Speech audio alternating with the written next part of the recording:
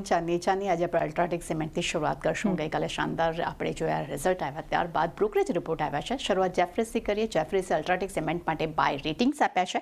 લક્ષ્યાંક તેમને 13,265 રૂપિયા પ્રતિ શેર કર્યા છે. તેમનું માનવું છે કે Q3માં રિકવરી જોવા મળી રહી છે અને ટોપિક્સમાં કંપનીએ પોતાનું સ્થાન જાળવી રાખ્યું છે. એટલું જ નહીં, તાજેતરમાં જે કિંમતમાં વધારો થયો છે અને ઓપરેટિંગ લેવરેજને કારણે કરીને Q4માં પણ એબિટા વધી શકે છે અને એબિટા લગભગ 1100 થી 1150 પ્રતિ ટન સુધી વધવાની પણ તેઓ અપેક્ષા રાખી રહ્યા છે અને FY25-27 દરમિયાન 14% વોલ્યુમ CAGRની પણ તેઓ અપેક્ષા રાખી રહ્યા છે.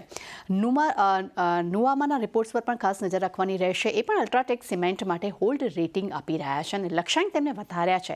તેમને 11,574 રૂપિયા પ્રતિ શેર કર્યા છે. તેમનું માનવું છે કે FY26-27 દરમિયાન એબિટા જે છે તે લગભગ 1%થી વધુ વધવાની તેઓ અપેક્ષા રાખી રહ્યા છે અને વધતી માંગ અને પ્રાઇસને કારણે ખાસ કરીને કંપનીને પરિણામમાં એક મોટો ફાયદો પણ અહીંયા મળતો જોવા મળ્યો છે.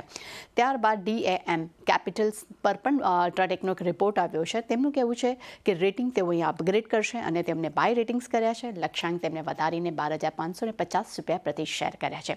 તેમનું માનવું છે કે સરકારી ઇન્ફ્રાસ્ટ્રક્ચર સુધારાને કારણે કરીને ભારતીય સિમેન્ટ સેક્ટર્સને એક પ્રોત્સાહન મળવું જોઈએ અને કન્સોલિડેશનમાં ધીમી ગતિ પણ છે, પણ ભારતીય સિમેન્ટ ક્ષેત્રમાં એક તેજીનું કારણ બની શકે છે અને FY25-27 દરમિયાન 11% વોલ્યુમ CAGR રહેવાની પણ તેઓ અપેક્ષા રાખી રહ્યા છે. પણ સાથે તેમણે એ પણ કહ્યું છે કે આ કંપનીએ પોતાના માર્કેટ શેરમાં એક સતત એને વધારો કર્યો છે અને તેને જાળવવામાં કંપની સફળ રહી છે.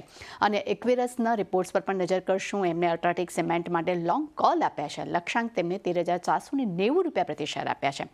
તેમનું પણ સેમ માનવું છે કે ટોપિક્સમાં કંપનીએ પોતાનું સ્થાન જાળવી રાખ્યું છે અને મજબૂત કેશ ફ્લો અને સારી લિવરેજને કારણે કરીને આ સ્ટોકમાં તેજી જોવા મળી રહી છે.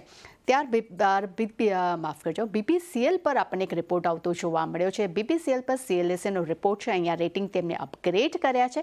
અંડર પરફોર્મથી તેમને હોલ્ડ કર્યા છે. લક્ષ્યાંક તેમને 271.2 પૈસા એટલે કે 20 પૈસા પ્રતિ શેર તેમને કર્યા છે. તેમનું માનવું છે કે રિફાઇનિંગ અને સરપ્રાઇઝ ઇન્વેન્ટરીના ખર્ચને કારણે કરીને Q3ના પરિણામમાં ઘટાડો આવ્યો છે. એટલું જ નહીં, આગામી બજેટમાં સરકાર દ્વારા નુકસાનની ભરપાઈ મોટા પ્રમાણમાં થશે તેવી પણ તેમને અહીંયા અપેક્ષા રાખી છે. પરંતુ સાથે તેમણે એ પણ વાત કરી છે કે માર્ચમાં સોર્સિંગ મિક્સમાં રશિયન ક્રૂડ્સનો હિસ્સો જે છે તે 30%થી ઘટીને 20% થવાની પણ તેઓ અપેક્ષા રાખી રહ્યા છે અને અગર જો રશિયન ક્રૂડ્સના શેર્સમાં ઘટાડો કરશે તો તે ખાસ કરીને તેને સરળતાથી મેનેજ કરવામાં કંપની સફળ પણ રહી શકે છે. પરંતુ જે કરેક્શન આવ્યું છે ત્યારબાદ કંપનીનો જે સ્ટોક ટાર્ગેટ છે તે પ્રાઇઝની નજીક આવતો જોવા મળી રહ્યો છે. આ કારણસર તેમને રેટિંગ અંડર પરફોર્મથી હોલ્ડ કર્યા છે અને BPCL પર મોર્ગન સ્ટેનલીના રિપોર્ટ પર પણ નજર કરવી જોઈએ. તેમને ઓવરવેટ રેટિંગ આપ્યા છે. લક્ષ્યાંક તેમને 419 રૂપિયા પ્રતિ શેર કર્યા છે. તેમનું માનવું છે કે ફિટ સ્ટોક્સમાં ઓવર સપ્લાય અને મજબૂત સ્થાનિક ગ્રોથને કારણે કરીને અહીંયા તેમને ઓવરવેટ રેટિંગ આપ્યા છે. પરંતુ 2025 સુધીમાં એટલે કે એપ્રિલ 2025 સુધીમાં કુકિંગ ગેસ માટે સબસિડરી ફાળવવા માટે મેનેજમેન્ટે પોતાનો એક વિશ્વાસ આપ્યો છે. એટલે આ કારણસર BPCL માટે પણ એક પોઝિટિવ રિપોર્ટ્સ આપણે અહીંયા કહી શકાય છે. એટલે ખાસ કરીને આજે બે સ્ટોક્સ છે, અલ્ટ્રાટેક સિમેન્ટ અને BPCL, બંને પર જ આજે ચાંદની આપણે ફોકસ રહેશે. જી, આ બધા પર એક